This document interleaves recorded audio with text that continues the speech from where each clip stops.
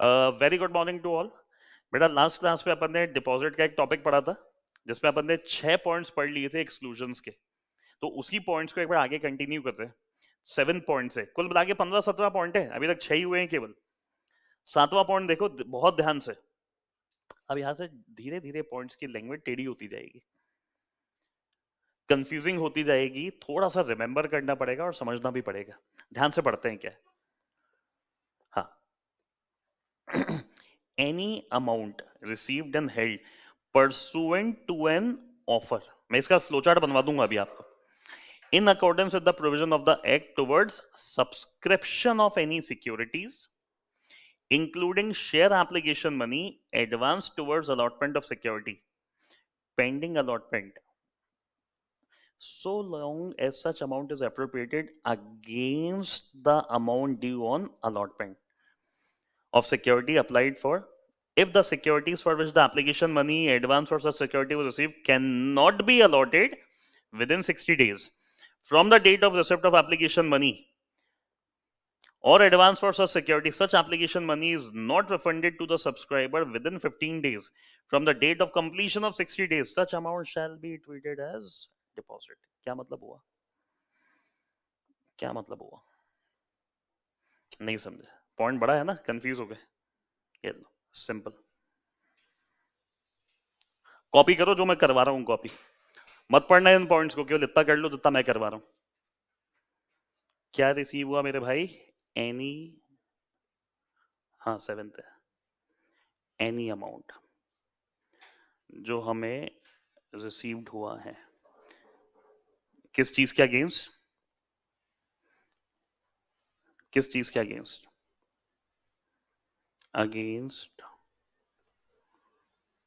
Allotment of securities. अगर example बताऊं, जैसे क्या कह सकते हैं अपन इसको, एडवांस मनी मिला है, नहीं तो क्या मिला है बेटा, एप्लीकेशन मनी।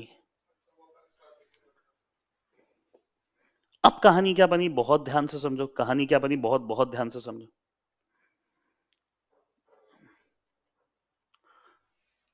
हमें क्या करना है, अलॉटमेंट कितने दिनों में करना है, ये पढ़ा हुआ है अपन ने शेयर कैपिटल में, विद इन,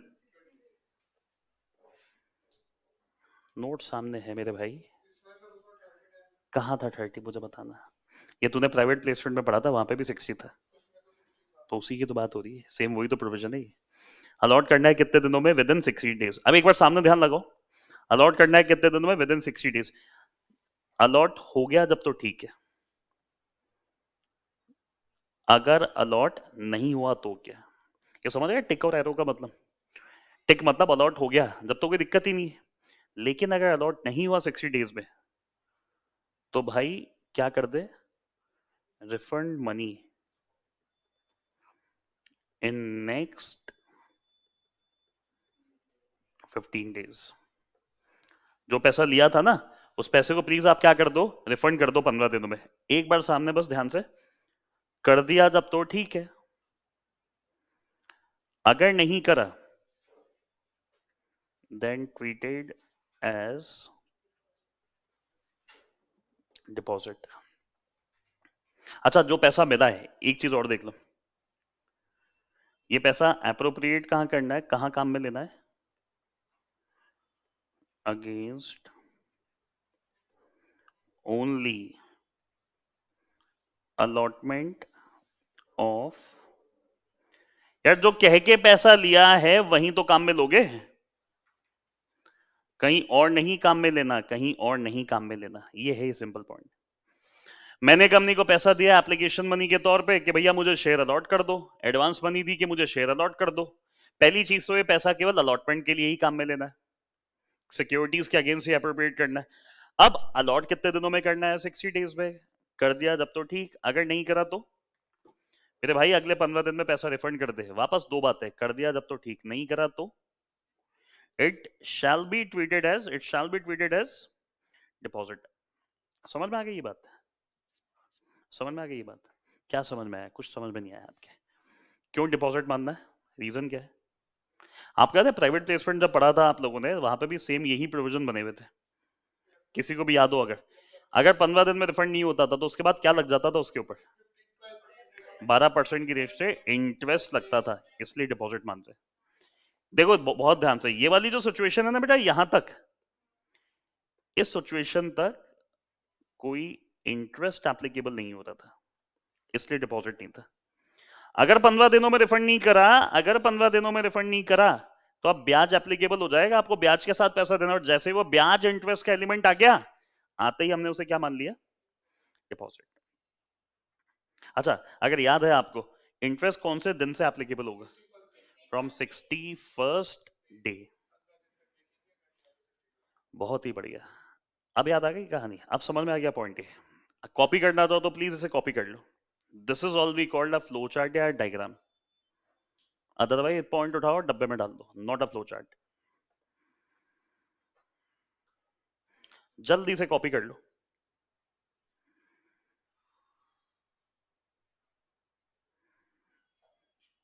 मैं तो ये मानता हूँ ऐसे टॉपिक्स पे कोई बच्चा सो कैसे सकता है यार? ऑनलाइन भी अगर कोई हो ना, मैं यहाँ की नहीं बात करता, ऑनलाइन भी अगर कभी कभी बच्चों को हेडफोन लगा के पढ़ने में नींद आती है, ऐसे टॉपिक्स में अगर कोई बच्चा सो जाए तो मैं बोलूँगा फिर वो सोने के लिए ही बना है, केवल वो पास नहीं होना कभी भी। मैं क्या कह रहा हूँ, अगर कोई आप में से कभी कहीं पढ़ा हुआ है ना पहले, तो फर्क समझ सकता है किस तरीके, क्या फर्क है। सेम नहीं है, क्योंकि देखो इतना बड़ा पॉइंट था ये वाला, ये रहा। कैसे याद करते हैं आप ये? समझ में आ रही कहानी? ऐसे नहीं याद होगा ये। चलो आगे, हो गया बेटा ऑनलाइन भी कॉपी? हाँ सर। चलो बहुत ही बढ़िया। 7, चलो 8। क्या लिखा हुआ है ये? पहले तो हम थक गए बोल बोल के कि any amount received, any amount received बोलना पड़ेगा, ऑप्शन नहीं, any amount received from a person who at the time of receipt of the amount was a,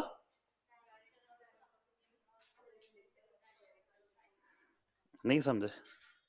हम जिससे पैसा ले रहे हैं ना, हम जिससे पैसा ले रहे हैं, या तो वो कंपनी का डायरेक्टर है या किसी प्राइवेट कंपनी के डायरेक्टर का रिलेटिव है। रिलेटिव भी शामिल है, याद कर लो, प्राइवेट कंपनी आते ही रिलेटिव भी तो आ गया, शामिल होते हैं ना, क्योंकि वो, अब बहुत ध्यान से पढ़ो। Provided director of the company or relative of the director of the private company, as the case may be, from whom the amount is received, furnishes to the company at the time of giving the money a declaration in writing to the effect amount is not given out of funds acquired by him by borrowing or accepting loan deposit from others। क्या मतलब है ये? मैंने जब company को पैसा दिया, पहली बात तो ये मेरे भाई, मैं उस टाइम कंपनी का डायरेक्टर था, एज अ डायरेक्टर मैं कंपनी को कोई लोन दे रहा हूँ। चलो ले लिया कंपनी ने लोन, हम डिपॉजिट नहीं मानेंगे। कब नहीं मानेंगे? कब नहीं मानेंगे? जब वो हमें राइटिंग में एक डिक्लेरेशन दे रहा है। किस बात की? देख भाई, ये पैसा मैंने मेरी जेब में से ही दिया है, मैंने खुद ने किसी और से लेके तेरे को नहीं दिया। नहीं समझे? यहाँ देखो, सिंपल कहानी। पॉइंट नंबर क्या था? 8 है। पॉइंट नंबर 8, क्या कहानी? एनी अमाउंट, जो क्या हुआ है कंपनी को रिसीव्ड, किससे हुआ मेरे भाई? फ्रॉम, या तो डायरेक्टर या relative of director of private company.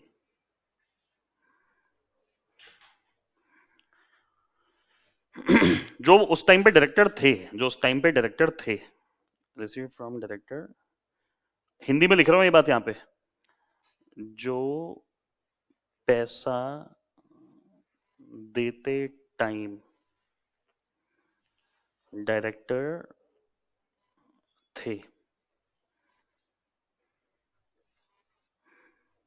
इसे हम डिपॉजिट नहीं मानेंगे। कब नहीं मानेंगे यार? कब नहीं मानेंगे? बहुत ध्यान से देखो, अगर वो हमें राइटिंग में क्या दे दे, डिक्लेरेशन।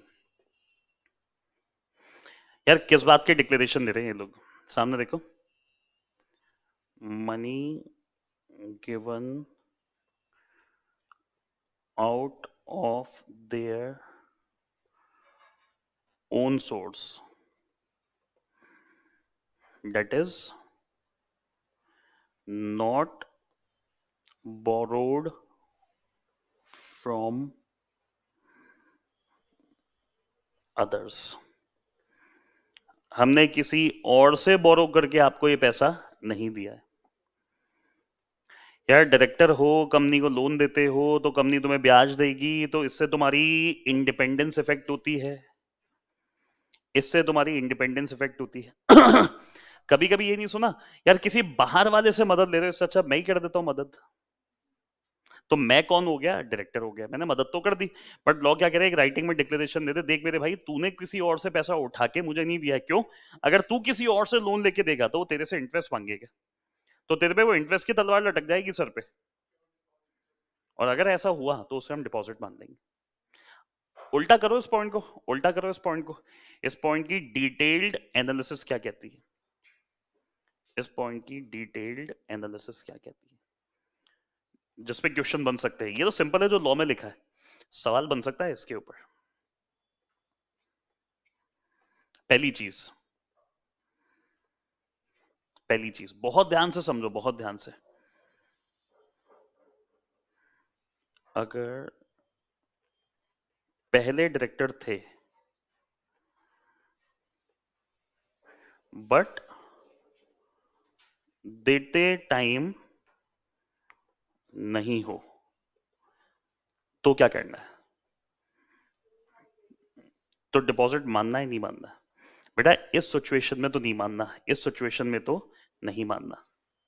जो पैसा देते टाइम डायरेक्टर थे उस केस में तो नहीं मानना, बट अगर कोई पहले डायरेक्टर रह चुका, आज कंपनी से उसका कोई कनेक्शन नहीं, दिमाग लगाओ, वो पैसा ऐसे ही थोड़ी दे देगा। मानना है नहीं मानना? हाँ डिपॉजिट मानना है। समझ में आई कहानी? सेकंड एनालिसिस क्या कहती है, अगर किसी से लेकर देते हो तो क्या करना है, तो भी डिपॉजिट मानना है। समझ में आ गई कहानी? एग्जामिनर क्या गेम खेलेगा, सेम पॉइंट सजा के दे देगा, ये लिखेगा मिस्टर रोहित पटोलिया एक डायरेक्टर थे 2018 में, बट उन्होंने कंपनी की मदद करी 2022 में, एट द टाइम ऑफ मदद he is not a director of the company, whether this amount can be treated as deposit और नॉट। ऐसे नहीं पूछा जाएगा, छोटे छोटे पॉइंट बना दूंगा आपके लिए, आपको हार्डली पॉइंट याद आना चाहिए और पहचानना आना चाहिए क्या इसे मानना है या इसे नहीं मानना है। अब जो पॉइंट स्टार्ट होते हैं ना बेटा, इन पॉइंट्स का फायदा नुकसान क्या है, दिखने में पॉइंट एक बट बातें अनेक। पॉइंट्स की हमें क्या करनी पड़ेगी, एनालिसिस भी करनी पड़ेगी कि ऐसा हुआ तो नहीं मानना, बट वैसा हुआ तो मानना पड़ेगा। समझ में आ गई कहानी? ये यहां तक आई होप सबके अच्छे से सब कुछ क्लियर है। हाँ सर। हो गया कॉपी? अपनी तो कॉपी वॉपी अपन मेंटेन करते हैं ना, अगर और नोट्स पे अगर कोई खाली जगह होती है तो किसी एक ही जगह इसको समअप करना चाहिए, ताकि क्या बार बार अलग अलग चीजों को ओपन नहीं करना पड़ेगा आपको। चलो 8 हुए हैं अभी तक, आ जाओ 9th पे, आ जाओ 9th पे। क्या लिखा है यार, बोलूंगा वापस से वही शब्द, any amount raised by the issue of bonds, debenture secured by a charge और चार्ज रैंकिंग परिपासु यानी फ्लोटिंग चार्ज, याद आ रही है ये बात, with the first charge on the asset referred in schedule sub फर्जी excluding or bonds debenture compulsorily convertible into shares within 10 years. If such such bonds or debenture are secured by charge on any asset referred in Schedule 3 of the Act, excluding intangible asset, the amount of such bond or debenture shall not exceed. क्या है यार, नहीं समझ में आया, confusing है थोड़ा। आराम से पढ़ो, पॉइंट को वापस से पढ़ो, आराम से पढ़ो, कोशिश करो समझने की।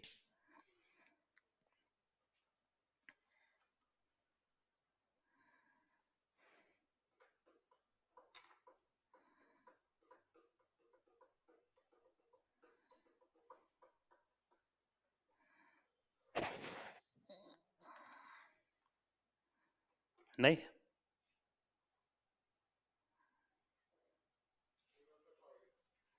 तो पूरा मैं समझा देता हूँ, क्यों समय नहीं खराब करें अपन इसमें भी। एनी अमाउंट जो कंपनी ने क्या करा है, रेज्ड, मेरे भाई कैसे करा है रेज, बाय इशू, क्या चीज है, क्या चीज है, bye issue of bonds. Second, इतना लिखूं क्या आगे, ये जो इतनी पंचायत यहां लिखी है, या ये लिख दूं,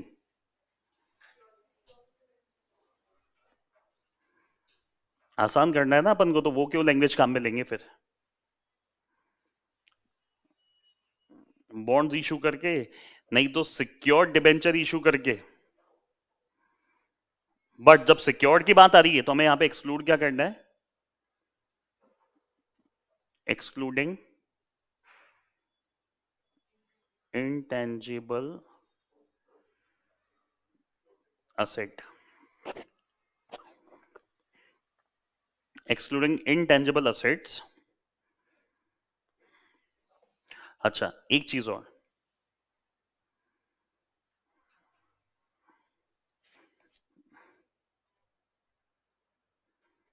नहीं तो ये सब क्या है, कन्वर्टेबल है, कितने टाइम में,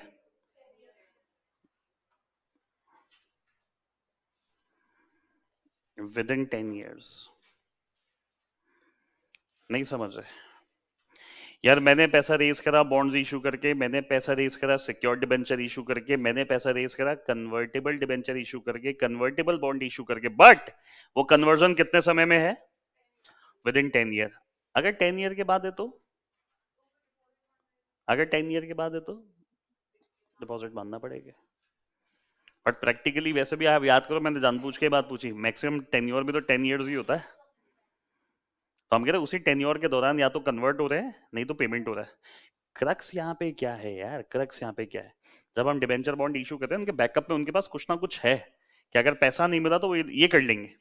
नहीं समझे, अगर पैसा नहीं दिया ना कंपनी ने, तो या तो असेट बेच देंगे, नहीं तो अपने बॉन्ड डिबेंचर को किस में कन्वर्ट कर लेंगे, शेयर्स में कन्वर्ट कर लेंगे। When you are having a backup option, then why to treat it as a deposit. मतलब इसको करने के लिए मैं अपने शेयर्स भी आपको दे रहा हूँ, इनको करने के लिए मैं मेरे असेट भी आपके पास गिरवी रखवा रहा हूँ। मैं कह रहा हूँ फिर मेरे भाई एक चीज मान ले, जब इतना कर रहा हूँ ना तेरे लिए, तो प्लीज इसे क्या मत मान, डिपॉजिट। सर ऐसा क्यों डिपॉजिट नहीं माने यार, एक लिमिट होती है, मैंने आपको क्या बोला था, देने वाले की लिमिट नहीं है, लेने वाले की तो लिमिट है ना। अगर सारी चीजों को लिमिट में ऐड कर लेंगे तो लिमिट तो बहुत जल्दी एग्जॉस्ट हो जाएगी। हम कह रहे इन रूप में तो आप पैसा उठा लो, उठा भी लेते तो हम डिपॉजिट नहीं मानेंगे इसको। समझ में आई कहानी, बैकअप क्या बना, बैकअप क्या बना, बैकअप क्या बना, नहीं पैसा मिला शेयर ले लेना, नहीं पैसा मिला असेट बेच के पैसा ले लेना।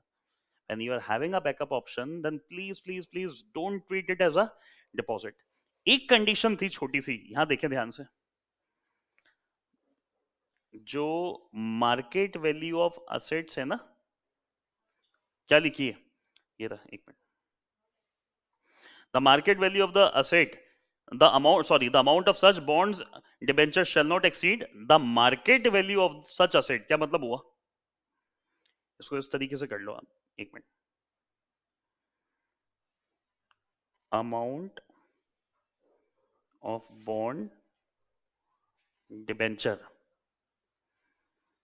नॉट टू एक्सीड किससे, मार्केट वैल्यू ऑफ असेट्स। बस ये याद करना है इतना सा, एक बार आप कॉपी करो, मैं 1 मिनट में आ रहा हूं हार्डली।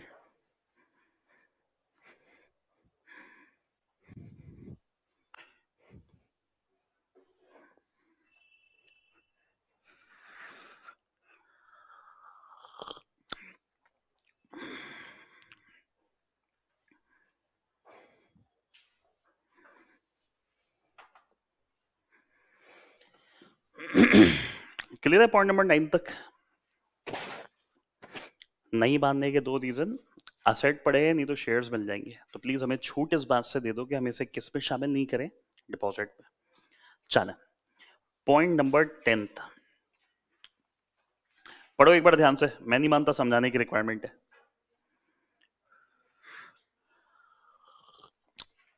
यार ऊपर कौन से डिबेंचर आ गए? कन्वर्टेबल वाले आ गए, सिक्योर्ड वाले आ गए। तो पॉइंट नंबर 9th ए में क्या है? ध्यान से पढ़ो, 9th ए है ये। Non convertible not constituting a charge on a asset and listed on a recognized stock exchange as per the applicable provision of SEBI। Reason बता दो नहीं मानने का। सेबी बैठा है ना, SEBI SEBI SEBI SEBI, get out from companies act. और कहाँ चले जाओ? सेबी के अंदर। तो अपन इसी डायग्राम में ऐड कर देंगे इसको भी। यहां देखो, इसी डायग्राम में ऐड कर लो।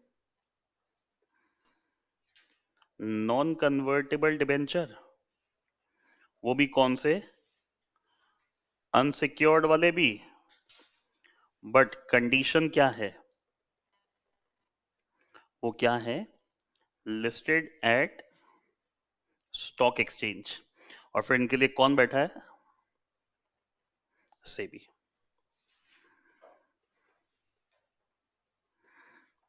अब हो गया डायग्राम कंप्लीट आपका ये। पता है, अगर ये लिखवाऊं नहीं ना मैं, तो अभी तक अपन 3 या 4 पेज कर चुके होते। सुनने में तो आपको दिक्कत ही नहीं आती ना, कोई सुनने में कोई दिक्कत नहीं आती। ये करने में मेरा टाइम पूरा लग रहा है यहाँ पे। चलो, पॉइंट नंबर 10th। अभी जो पढ़ा वो कौन सा था? 9th ए। अब आ जाओ 10th पे।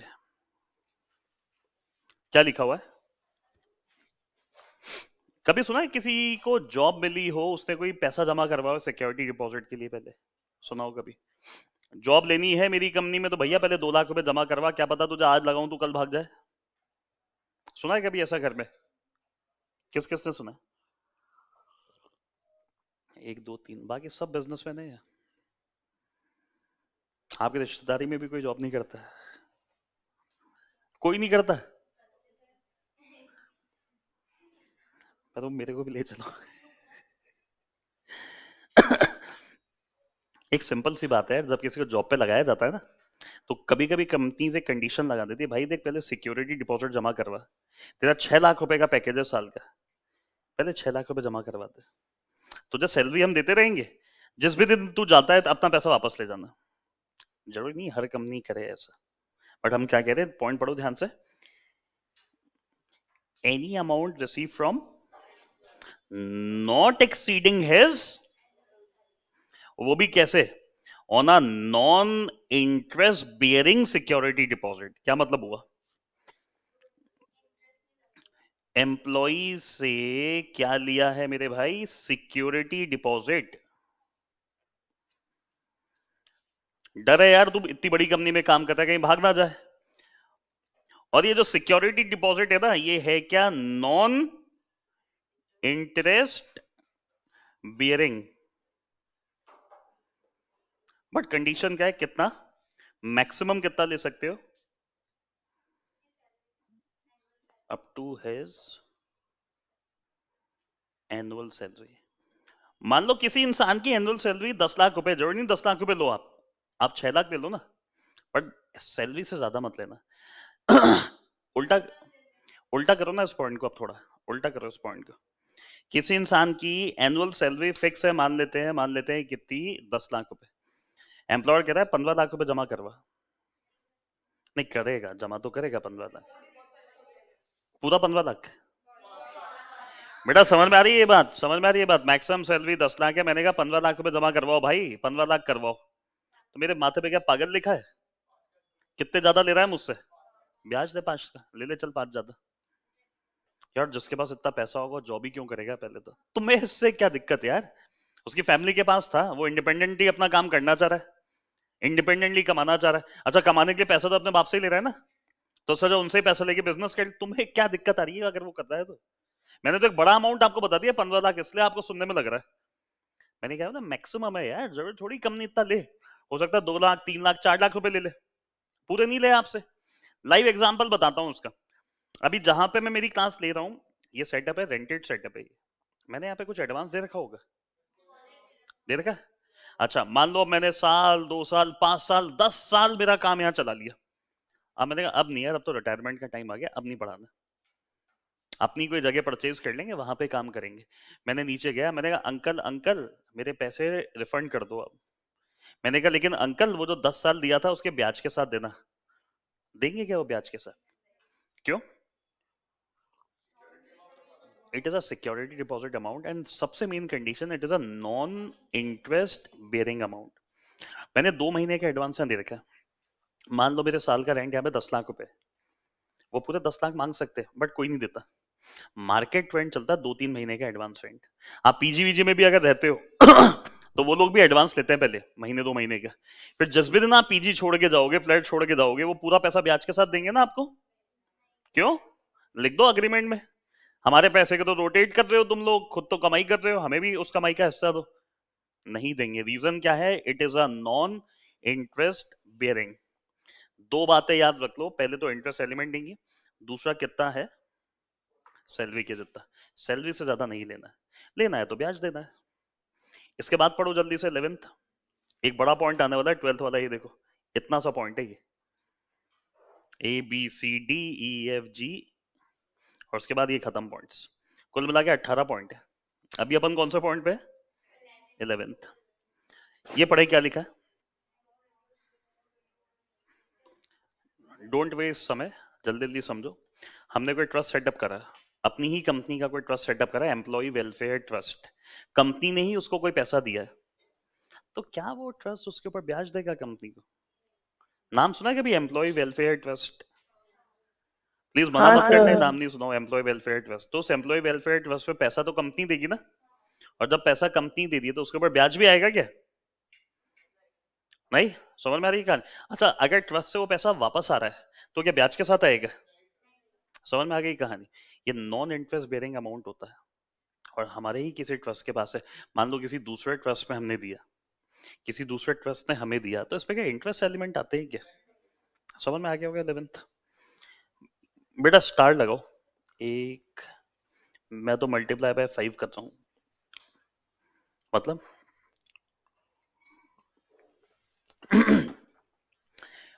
इस पॉइंट में से जब फर्स्ट टाइम एग्जाम में सवाल आया था ना, कोई भी बच्चा पूरे पेपर में समझ ही नहीं पाया था ये आया कहां से, ये क्या पॉइंट आ गया यार इतना अजीब सा, हमने तो कहीं पढ़ा ही नहीं, उनके क्लिक ही नहीं हुआ ये।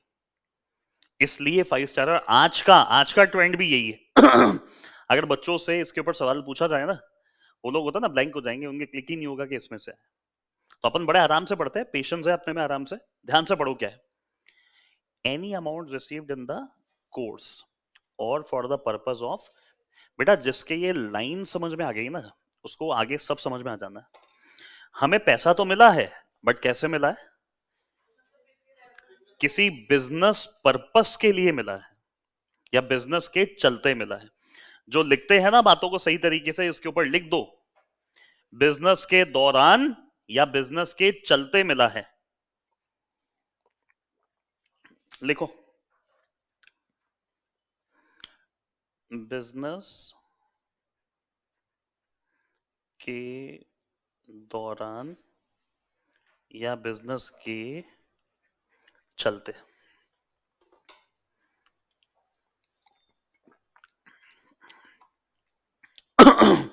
चले, पहला पॉइंट क्या मिला, किस चीज के लिए मिला? सप्लाई ऑफ गुड्स या प्रोविजन ऑफ सर्विस। नहीं समझे? एज अ बिजनेस मुझे कोई एडवांस मनी रिसीव हुई, क्यों रिसीव हुई? या तो मैं कोई सामान सप्लाई करूंगा या मैं कोई सर्विस दूंगा। याद करो मेरे साथ साथ, हमें क्या मिला? एडवांस। या तो उस एडवांस के चलते हम क्या करेंगे? या तो कोई गुड सप्लाई करेंगे, नहीं तो कोई सर्विस प्रोवाइड करेंगे। And such advance is appropriated against the supply of goods and provision of services. और वो पैसा उसी चीज के काम में आना है। कितने समय में अप्रोप्रिएट हो जाना चाहिए? अप्रोप्रिएटेड विद इन, अबे इस डायग्राम बनवा दूंगा इसका। In case of any advance which is subject matter of a legal proceeding before any court of law, the set time limit of 365 दिन शैल नॉट अप्लाई। नहीं समझे?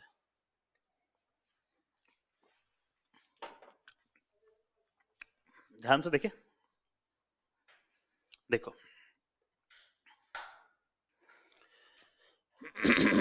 पॉइंट नंबर 12, बेटा क्या रिसीव हुआ है? एडवांस। एनी तो मैं खा गया क्यों, मैं थक गया लिख लिख के एनी।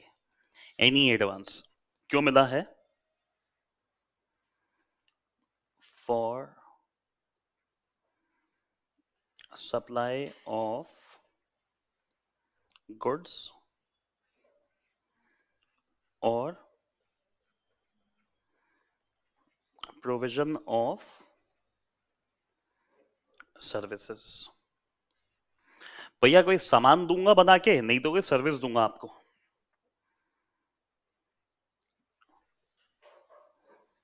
इसी में लिख देता हूं ना, आगे लिखना नहीं पड़ेगा वापस से। टू बी एप्रोप्रिएटेड अगेंस्ट, मतलब वो पैसा केवल किस चीज के लिए काम में आएगा? इन चीजों के।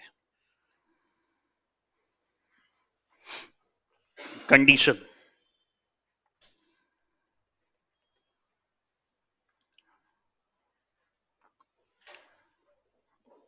कंडीशन कितने टाइम में हो जाना चाहिए? With in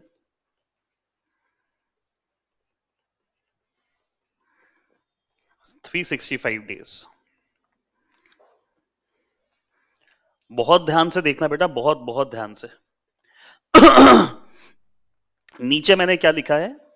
exception. एक्सेप्शन मतलब यहां पे 365 दिन की लिमिट एप्लीकेबल नहीं होगी। किस केस में? In case any legal proceedings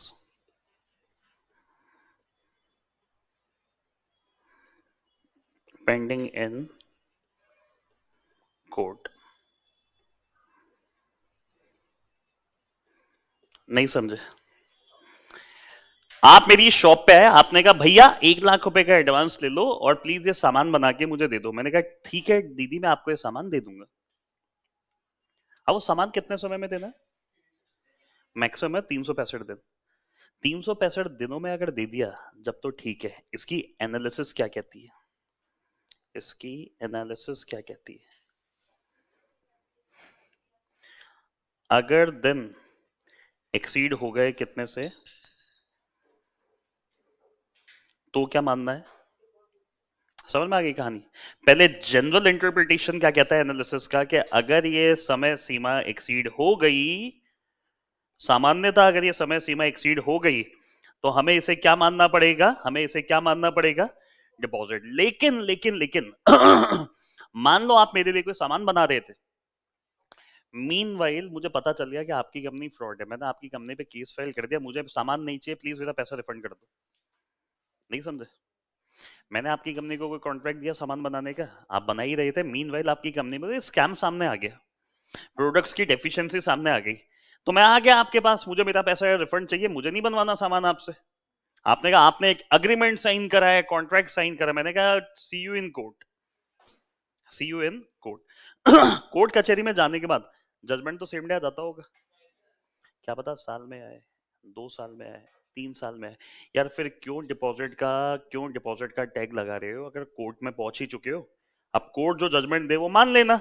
मान लो 700 दिन पूरे हो गए, 700 डेज हो गए, बट ये कब हुए हैं? जब हम कहां जा चुके हैं? क्या डिपॉजिट मानना है क्या?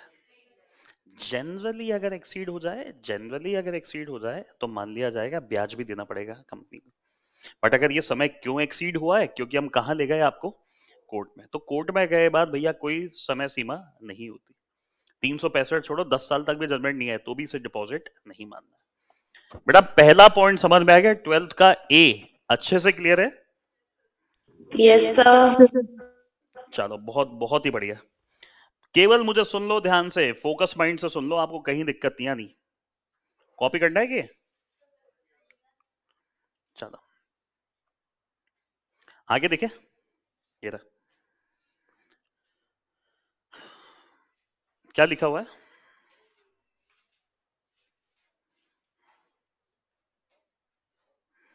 मुझे क्या मिला है? मुझे क्या मिला है? एडवांस। किस चीज से रिलेटेड मिला है? प्रोवाइडेड वो एडजस्ट भी कहां होगा? उस इमूवेबल प्रॉपर्टी में। एग्जाम्पल ले लो, याद हो जाएगा।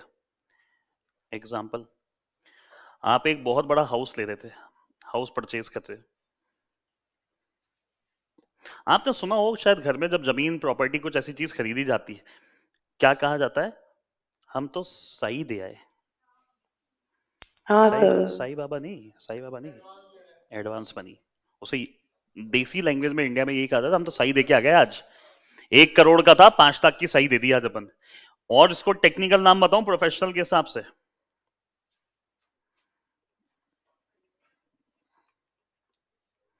Earnest money. अब यार प्रॉपर्टी थी, हाउस था कितने का? 1.25 CR, 1.25 CR। साई दे दी मैंने कितने की? 5 लाख की। तो जब हाउस ले रहा हूंगा आपसे, जब कितने देने? जब कितने देने? अभी भी 1.25 लाख देने हैं क्या? अब कितने देने हैं आपको बैलेंस? तो 5 लाख उसी में तो अप्रोप्रिएट हो गए।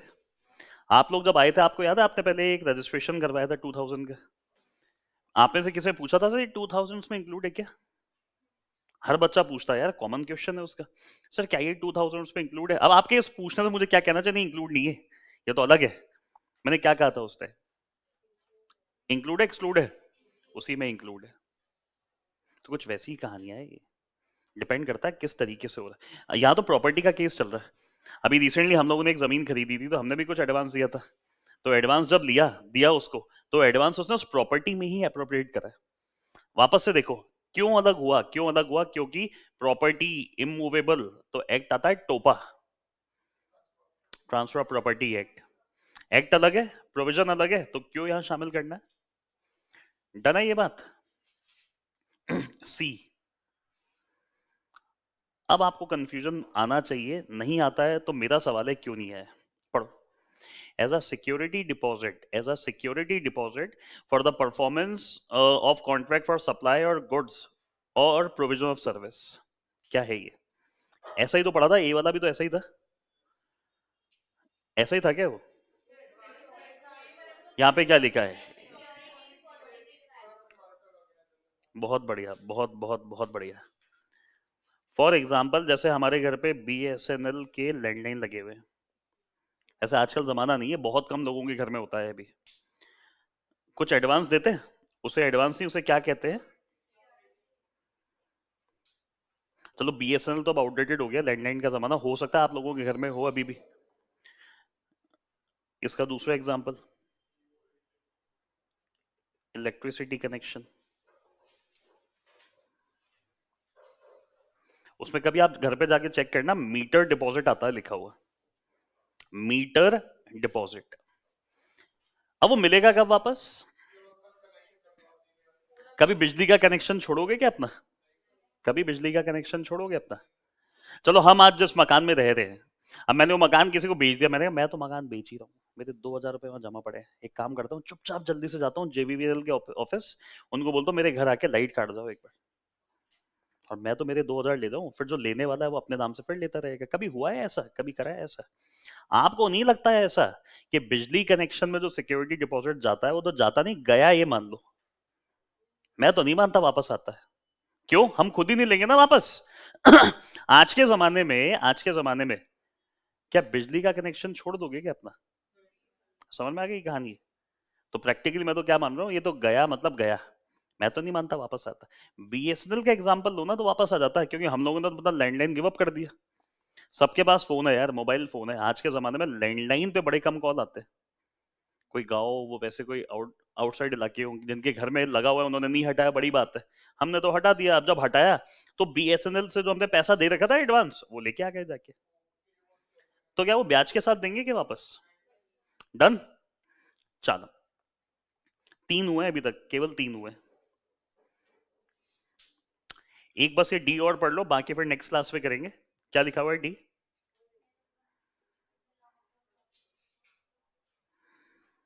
क्या है ये? बी में कोई इमूवेबल प्रॉपर्टी थी, इमूवेबल प्रॉपर्टी, हम कह रहे इमूवेबल को तो छोड़ दो एक बार, वो तो सामान्य प्रॉपर्टीज हो। उनके अलावा हम कोई लॉन्ग टर्म प्रोजेक्ट चालू कर रहे हैं जिसके लिए हमने कोई कैपिटल गुड्स लिए हैं। नहीं समझे? एक इमूवेबल प्रॉपर्टी हो गई land and building, capital goods मान लो बहुत बड़ा प्लांट एंड मशीनरी, उसको भी शामिल नहीं करना। उसके लिए भी अगर आपको एडवांस दे रहे हो ना, उसके लिए भी अगर आपको एडवांस दे रहे हो तो उसे भी क्या नहीं मानना, डिपॉजिट नहीं मानना। जबरदस्ती अलग करा हुआ है, अदरवाइज लॉजिकल है यार, कैपिटल गुड्स है, इमूवेबल प्रॉपर्टी, तो वैसे भी नहीं मानना। अननेसेसरली इसको अलग करके लिखा हुआ है। यहां तक समझ में आ गई चीजें सारी बेटा? यहां तक किसी को कोई भी डाउट हो तो बताओ। No sir. अब देखो आज अपन ने केवल क्या किया है, ये करा है इतना सा, और टाइम देखोगे तो ऑलमोस्ट 1.5 घंटा निकल गया, और अभी भी ये खत्म नहीं। अब जितना टाइम अपन ने इसमें लगाया ना, इतने टाइम में तो आगे 4 पेज हो जाएंगे। आगे कोई दिक्कत की बात नहीं, केवल यही समझाने के। तो प्लीज है ना, जो डायग्राम्स बनवाए हैं, जो फ्लो चार्ट्स बनवाए हैं, उनको बहुत बहुत अच्छे से एक बार देख लो जाके। मत पढ़ना आगे वाले पॉइंट्स, मत पढ़ना आप, ये मत पढ़ना। आपको छोटा सा काम दे रहा हूं आज का, ये पढ़ना है, ये पढ़ना है, एलिजिबल कंपनी कौन होती है ये पढ़ना है। नाम से समझो, एलिजिबल कंपनी मतलब क्या, हर कंपनी डिपॉजिट ले सकती है क्या? नहीं, कौन सी ले सकती है। इसके बाद एप्लीकेबिलिटी। अब अगर वो मेरी चीज आपको याद हो जो मैंने बताई थी, तो देखो banking company, NBFC, housing finance company, इसको हमने क्या कर दिया, क्यों, एक्ट अलग है, तो इनके ऊपर डिपॉजिट के प्रोविजन एप्लीकेबल नहीं करने। Conditions for acceptance of deposit from member, ये पढ़ना है। तो बहुत कुछ पढ़ना है आपको, बहुत कुछ पढ़ना है आज। आगे आओ, रीपेमेंट ऑफ डिपॉजिट पढ़ना है, फेलियर ऑन रीपेमेंट पढ़ना है। अगर फेल हो गए तो कहां जाओगे, एनसीएलटी। डिपॉजिट रीपेमेंट रिजर्व बनाना पड़ता है, बताऊंगा आपको, ये भी पढ़ना है। डैमेजेस फॉर फ्रॉड पढ़ना है। और प्लीज प्लीज प्लीज ईमानदारी से पढ़ लेना, समय की मेरी वैल्यू निकलवा दें, कुछ भी ऐसा नहीं है जिसमें दिक्कत आएगी। सिंपल लिखा है, मुझे पता है 2 जगह दिक्कत आनी है, वो दोनों मैं डिटेल में समझाऊंगा, और इन सबका भी ओवरव्यू दूंगा कल आपको। आगे देखो एक बार,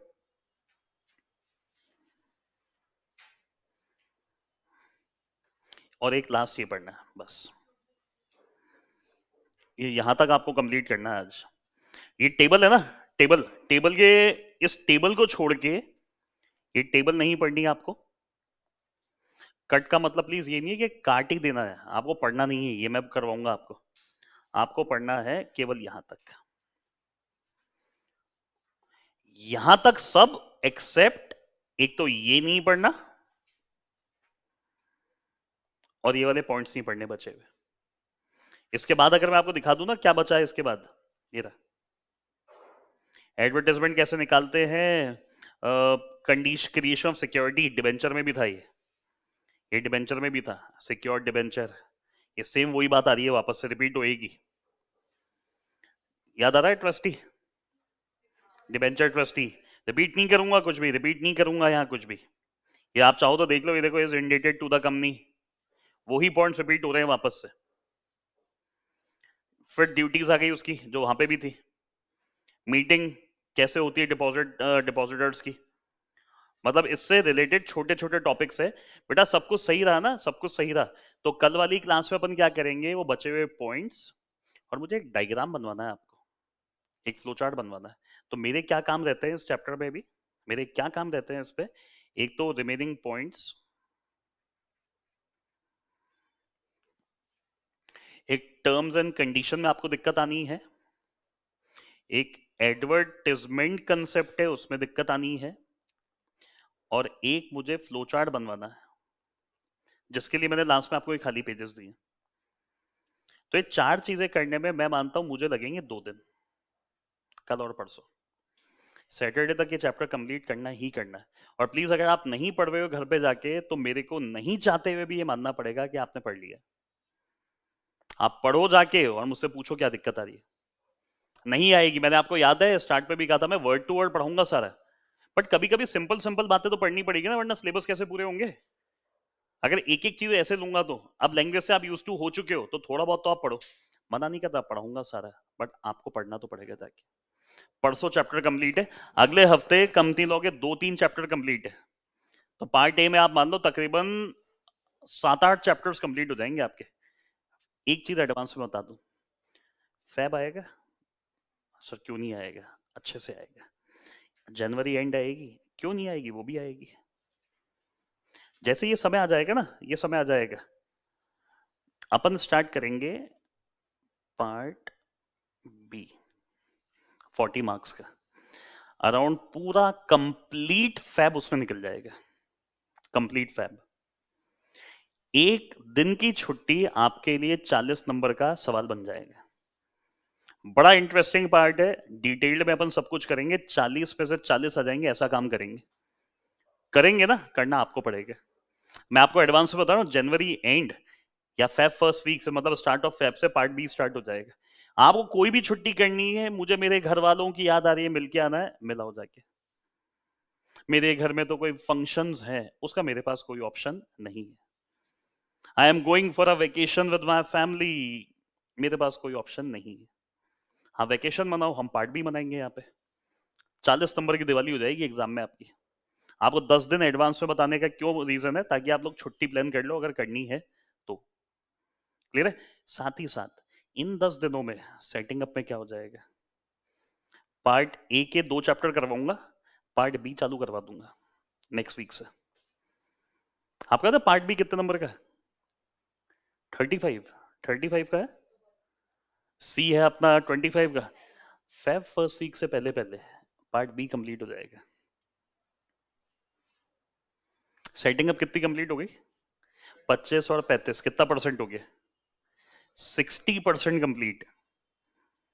फैब एंड तक कंपनी लो अराउंड 60-65% कंप्लीट। और फिर भी अगर आप नहीं पढ़ रहे हो अब, तो ये आपका लॉस है। अपन सिलेबस बड़े आराम से लेके चले, फिर भी आज मैं बता रहा हूँ, अपने अलावा जो भी पढ़ा रहे हैं ना, वो अभी तक यहाँ भी नहीं पहुंचे, उनका इतना भी कंप्लीट नहीं हुआ, अपन अभी भी उनसे आगे। तो आपको मैंने सब कुछ बता दिया। Feb first week part B complete, Feb जनवरी एंड या फेब फर्स्ट वीक में कंपनी लॉ का पार्ट बी चालू हो जाएगा। तो प्लीज छुट्टी बहुत सोच समझ के करना बात। चलो, बाकी मिलते हैं फिर नेक्स्ट क्लास में। Thank you.